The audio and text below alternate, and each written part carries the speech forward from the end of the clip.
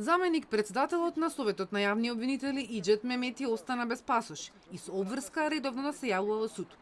Судијата ги прифати мерките предложени од обвинителството поради опасност од влијание на сведоци и повторување на делото.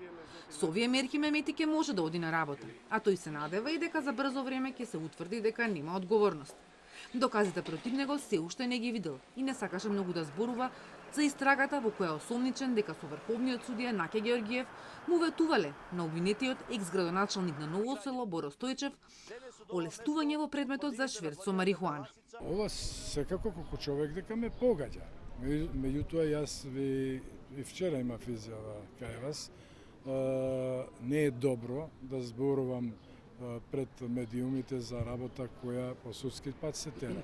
Но ве уверувам дека многу брзо ќе заврши и на крај ќе искочи дека ништо против законите. Релациите со Наке Георгиев претпоставаме. Реков дека ги знам ја сите и обвинители и суди и се дружам, разговараме, пиеме кафе едно друго. За предмети сте разговарали? Не. Толку. Да оставиме на орган.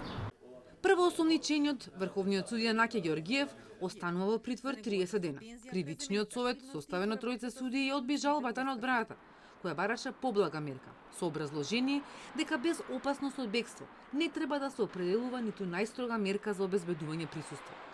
Обвинителството објави дека врховниот судија бил фатен на дело, но не откри конкретно какви поволности лажно му ветувале двајцата влијателни функционери во правосудството на синот на Стојчев. Но неофицијално дознаваме дека станувало збор да издействуваат спогодба со која обвинетиот татко ќе помине со пониска затворска казна.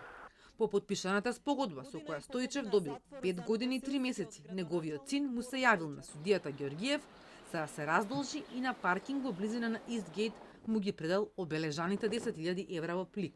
Но со ваквиот редослед на случувањата од обвинителството не се согласува одбраната.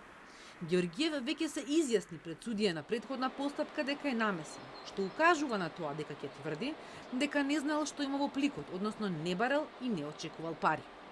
Врховниот судија досега не дал исказ пред обвинител, но според информациите на Телма вчера бил сослушен пријавителот, односно синот на екс-градоначалникот на Ново село.